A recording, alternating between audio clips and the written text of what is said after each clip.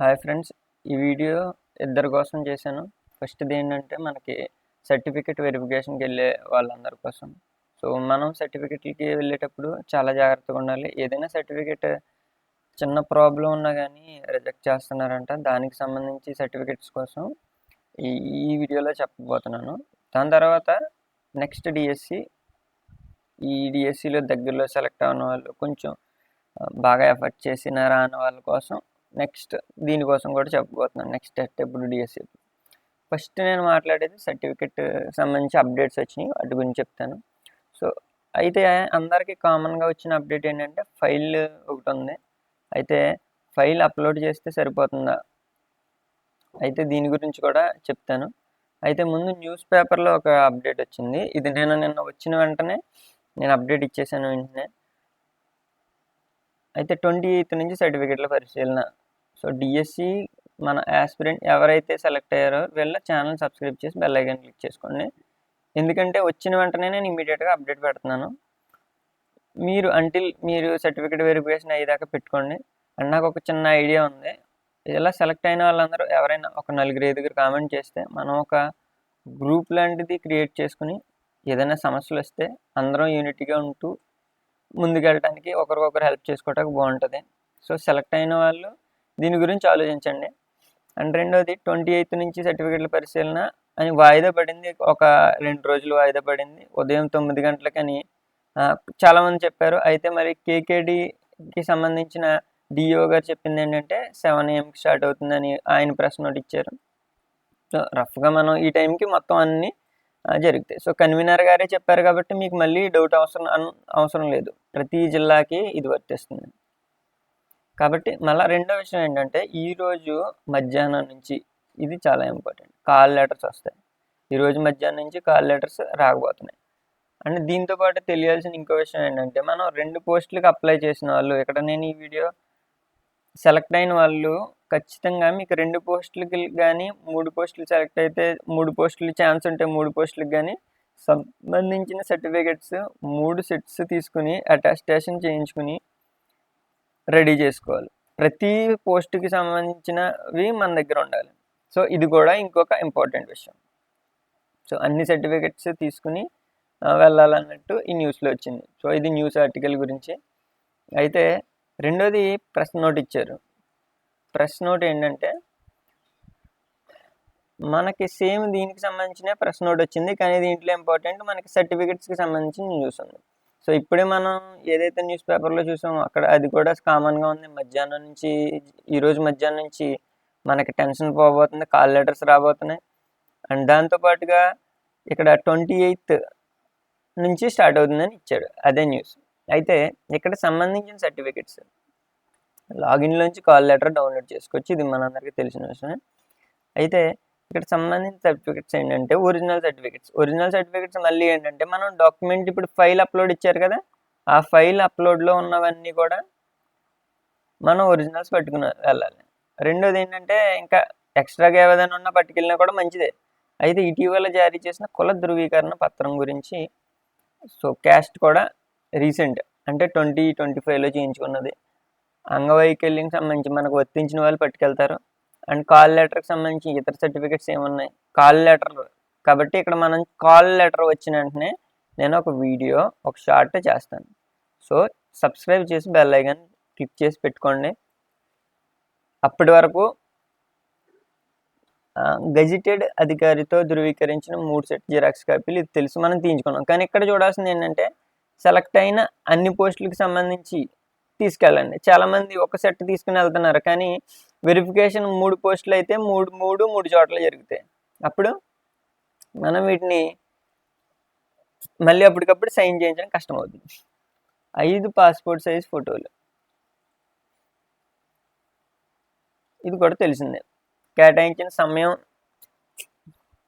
వేదిక తప్పనిసరిగా హాజరు కావాలి. హాజరు కాని వల్ల అభ్యర్థిత్వం రద్దు చేయబడుతుంది, ఇది మనకు తెలిసిన విషయమే. అలాగే తర్వాత వాళ్ళని పిలుస్తారు. సో నెక్స్ట్ అప్డేట్ ఏంటంటే వ్యక్తిగత లాగిన్ నందు అప్లోడ్ చేయాలి అని అంటున్నారు కదా, దీనికి మనం వ్యక్తిగత లాగిన్ అనేది సర్టిఫికెట్లు అప్లోడ్ చేయాలి. వెబ్సైట్లో ఇప్పుడే వచ్చేసింది, ఇది ఫైల్ అప్లోడ్ ఆప్షన్ వచ్చింది, ఫైల్ అప్లోడ్. మరి దీనికి మనం వ్యక్తిగత లాగిన్ దగ్గర మనం అప్లోడ్ చేయాలి. కేవలం సర్టిఫికేట్ వెరిఫికేషన్కి హాజరు కావడం వల్ల ఎటువంటి హక్కులు ఉండవు. ఎంపికైన అభ్యర్థి పూర్తిగా మెరిట్, అర్హత, రిజర్వేషన్ అని అన్నారు కదా, అంటే సర్టిఫికేట్ అప్లోడ్ సక్సెస్ఫుల్గా జరిగితే ఇంకా వచ్చినట్టే. కానీ ఫర్దర్గా ఎలాంటి ఇబ్బందులు రాకుండా ఉండాలని అలా చెప్తున్నారు. ఇప్పుడు ఫైనల్గా కన్క్లూజన్ ఏంటంటే, మనకి ఫైల్ అప్లోడ్ గురించి కన్క్లూజన్ ఇస్తాను. ఫైల్ అప్లోడ్ వచ్చింది, ఇది అందరి దానికి కనిపిస్తుంది, ఆల్ ఆస్పిరెంట్స్కి సంబంధించి వచ్చింది. ఇది నేను చెక్ చేశాను, కొంతమందికి 40 స్కోర్ వచ్చిన వాళ్ళకి, 30 స్కోర్ వచ్చిన వాళ్ళకి కూడా చెక్ చేశాను. సో ఇప్పుడు ఫైల్ అప్లోడ్ అందరికీ వచ్చింది. సో దీన్ని చూసి హోప్స్ పెట్టుకోకండి, అండ్ ఎవరికైనా రాకపోతే మళ్ళీ ఈ మధ్యలో తీసేసి ఉంటాడు, దానికోసం కూడా కంగారు పడకండి. ఓకే, ఇది ఫైల్ అప్లోడ్ గురించి. సో ఇది ఆస్పిరెంట్కి సంబంధించి. అయితే నిన్న ఒకటి పెట్టాను ఇక్కడ, యాక్చువల్గా ఇది ఎగ్జామ్ సెంటర్కి సంబంధించింది. ఒక న్యూస్ వచ్చింది పోస్ట్ ప్రిఫరెన్స్కి సంబంధించి. ఇట్ మేక్ బి ఇది చూసి వాళ్ళు అలా పెట్టారు ఏంటనేది మనకు అంత ఐడియా లేదు, కానీ బట్ పోస్ట్ ప్రిఫరెన్స్కి సంబంధించి మారుస్తారు అని ఒక ఆర్టికల్ వచ్చింది. ఈరోజు మళ్ళీ మార్చారని ఇంకొక ఆర్టికల్ వస్తుంది. సో దీనికి సంబంధించి ఫైనల్ నాకు ఏదైతే అది నేను మీకు చెప్తాను. ఇప్పుడు ఫైనల్గా నెక్స్ట్ డిఎస్సి కోసం ఈ వీడియో థంబ్నెయిల్ బట్టి చూస్తున్న వాళ్ళ కోసం నెక్స్ట్ డిఎస్సి మనకి తెలిసిన ఇన్ఫర్మేషన్, ఇది మేబీ 60% లేదా 40% జరిగే ఛాన్స్ ఉంటుంది.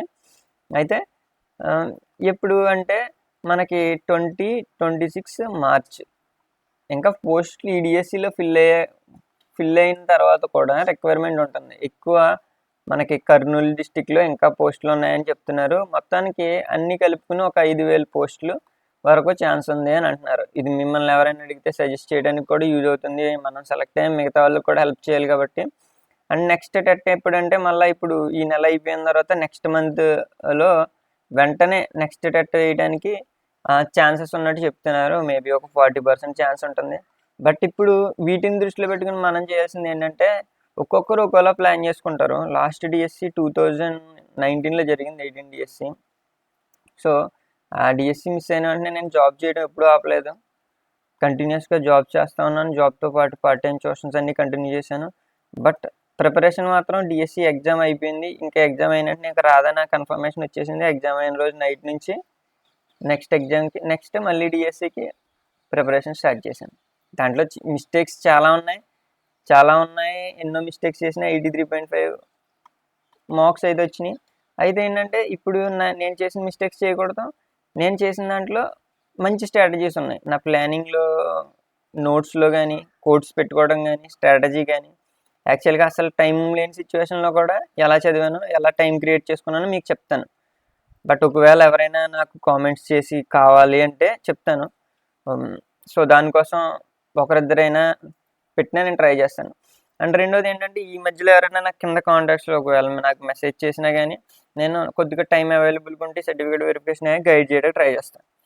అండ్ రెండోది ప్లానింగ్ ఎలాంటి వాళ్ళకి ఇప్పుడు ఏజ్ని బట్టి కూడా ప్లానింగ్ ఉంటుంది, అలాగే సిచ్యువేషన్ బట్టి. ఒకవేళ మ్యారేజ్కి సంబంధించి కానీ, లేదంటే ఫ్యామిలీ సిచ్యువేషన్ సంబంధించి కానీ, ఆల్రెడీ జాబ్ చేస్తున్నారా, జాబ్ చేస్తే ఏం చేయాలి. సో ఇది సేమ్ నా సిచ్యువేషనే. అండ్ అయితే సెల్ఫ్ ప్రిపరేషన్ అయితే నేను మొత్తం సెల్ఫ్ ప్రిపరేషనే చేశాను. సో ఇలాంటి వాళ్ళకి అండ్ అవైలబుల్ టైం, మీకు ఎంత టైం డైలీ అవైలబుల్గా ఉంటుంది, సో నాకు అసలు టైం అవైలబుల్గా ఉండదు అనేవాళ్ళు టైంని ఖచ్చితంగా క్రియేట్ చేసుకోవాలి. టైం క్రియేట్ చేసుకుంటే ఖచ్చితంగా అందరికీ అవైలబుల్గానే ఉంటుంది. ఎలాంటి సిచ్యువేషన్లో అయినా. ప్రీవియస్ డిఎస్సి మార్క్స్ ఎన్ని వచ్చినాయి అనే దాన్ని బట్టి కూడా మీకు స్ట్రాటజీ ఉంటుంది. అసలు మీ ప్లానింగ్ ఏం చేశారు, ముందు ఏ సిలబస్లో దేనికి ప్రాధాన్యత ఇచ్చారు, ఏ మెటీరియల్ ప్రిపేర్ అయ్యారు, ఇంకా చాలా డీటెయిల్డ్ అనాలిసిస్ చేసుకుంటే మనం తక్కువ టైంలో రీచ్ అవుతాం. సో వీళ్ళు ఇచ్చిన టైం ప్రకారం చేసేయచ్చు. మీరు డిఎస్సి చూసారు, 45 డేస్లో వేసేసారు. ఓన్లీ ఎస్సీ క్లాసిఫికేషన్ వరకే ఆగారు, ఆ తర్వాత ఇంకా ఎలాంటి బ్రేక్ ఇవ్వలేదు.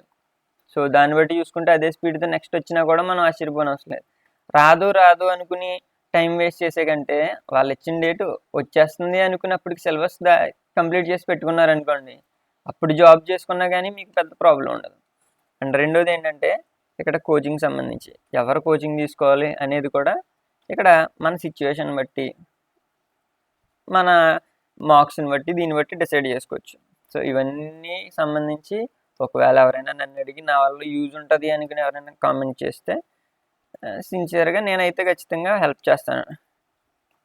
కాబట్టి ఛానల్ని సబ్స్క్రైబ్ చేసుకోండి.